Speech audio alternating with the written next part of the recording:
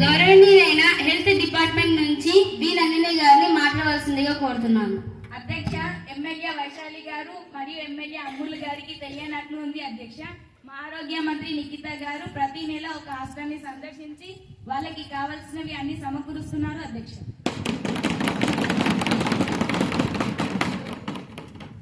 అధ్యక్ష, మన ప్రభుత్వం హాస్టల్ పిల్లలపై ప్రత్యేక శ్రద్ధ చూపుతుంది. రాత్రిపూట ఏదైనా ప్రమాదం జరిగితే ఎలాంటి వాహనాలు లేవు కనుక మేము ఒక వాహనాన్ని సిద్ధం చేశాం అధ్యక్ష.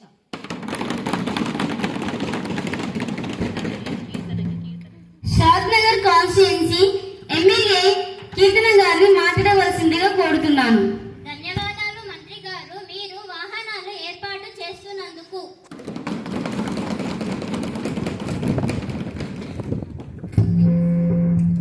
గౌరవనీయులైన నారాయణపేట్ కాన్స్టిట్యుయెన్సీ ఎమ్మెల్యే శివాని గారిని మాట్లాడవలసిందిగా కోరుతున్నాను.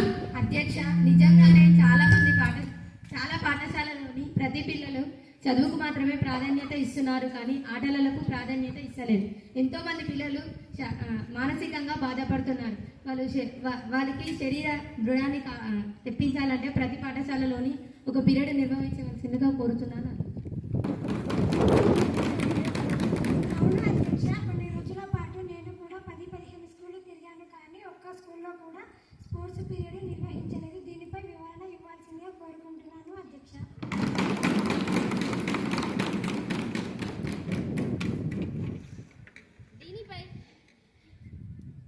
దీనిపై వివరణ ఇవ్వాల్సిందిగా స్పోర్ట్స్ మినిస్టర్ సి జయశ్రీ గారిని మాట్లాడవలసిందిగా కోరుతున్నాను. మేడం స్పీకర్, గౌరవనీయులైన శివాని గారికి తెలియదనుకుంటా, మేము స్పోర్ట్స్ కంటూ ఒక ప్లేట్ కేటాయించాము. గవర్నమెంట్ స్కూళ్ళల్లో కానీ ప్రైవేట్ స్కూళ్ళల్లో కానీ స్పోర్ట్స్కి కేటాయించిన ప్లేట్లో స్పోర్ట్స్ మాత్రమే ఆడాలని ఎప్పుడో చెప్పాము అధ్యక్ష.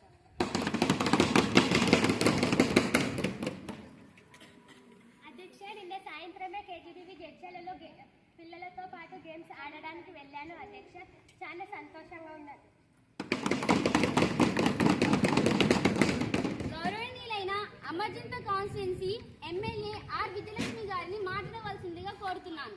అధ్యక్ష, నిన్ననే హైదరాబాద్ వెళ్లే రోడ్డుపై ఒక మహిళ యాక్సిడెంట్ అయ్యి గాయాలతో చావుబ్రతుకుల్లో ఉండగా ఆమెని ప్రజలు కేవలం చూస్తున్నారు తప్ప ఆమెకు సహాయం చేయడం లేదు. ఎక్కడ ఆమెకు సహాయం చేస్తే ఇన్వెస్టిగేషన్ పేరు దగ్గర